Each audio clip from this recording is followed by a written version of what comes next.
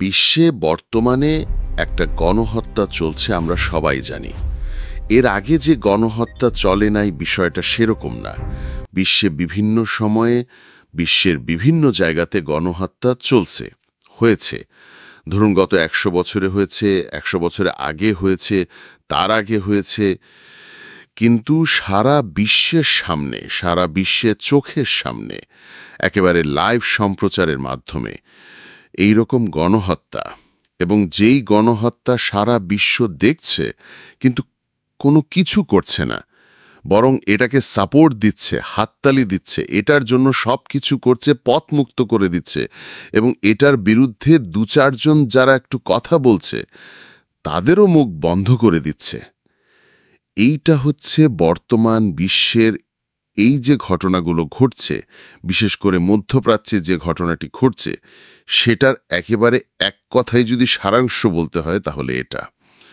অন্যদিকে আমেরিকা যখন তার অর্থনীতি নিয়ে চিন্তিত, তার অর্থনৈতিক সমস্যা, অর্থনৈতিক ঝঞ্ঝাল, তার ব্যাপক পরিমাণে রাষ্ট্রীয় ঋণ, এবং ঠিক এই ঋণে জর্জরিত অবস্থায় সে তার স্বাস্থ্য খাত এবং অবকাঠামো, বিশেষ করে রাস্তাঘাট নিয়ে, যোগাযোগ ব্যবস্থা নিয়ে সে যখন ব্যাপক পরিমাণে সমস্যায় আছে, ঠিক সেই সময়ে চীন তার রাস্তাঘাট এবং অর্থনীতি একইভাবে এগুলোকে ধরে নিয়ে মহাকাশে যাচ্ছে।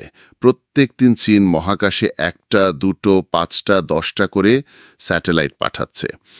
তো এই যে বিশ্বের দুটো দেশের দুটো কাজ বা দুই ধরনের পরিস্থিতি, আর সেই দুই দেশের মাঝখানে মধ্যপ্রাচ্যের এই পরিস্থিতি, এইটা হচ্ছে আসলে বর্তমান বিশ্বের যত ঘটনা যা ঘটছে সেটার সারাংশ। এর বাইরে আরও বলার মতো অনেক কিছু বলা সম্ভব।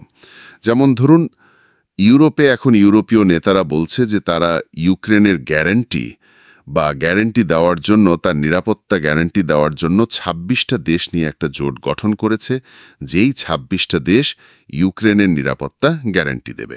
কে বলেছে? ফ্রান্সের প্রেসিডেন্ট বলেছে। ইউক্রেনের নিরাপত্তা গ্যারান্টি কি?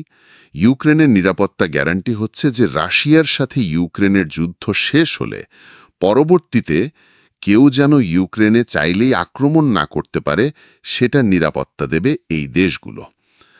কিভাবে দেবে? তারা সেখানে তাদের সৈন্য রাখবে।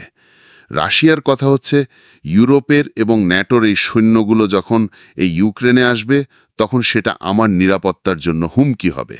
তো আমার নিরাপত্তার জন্য হুমকি হিসেবে যেটা দাঁড়াবে, সেটাকে আমি কিভাবে বরদাস্ত করব, এটা হচ্ছে রাশিয়ার কথা। আর ইউক্রেনের কথা হচ্ছে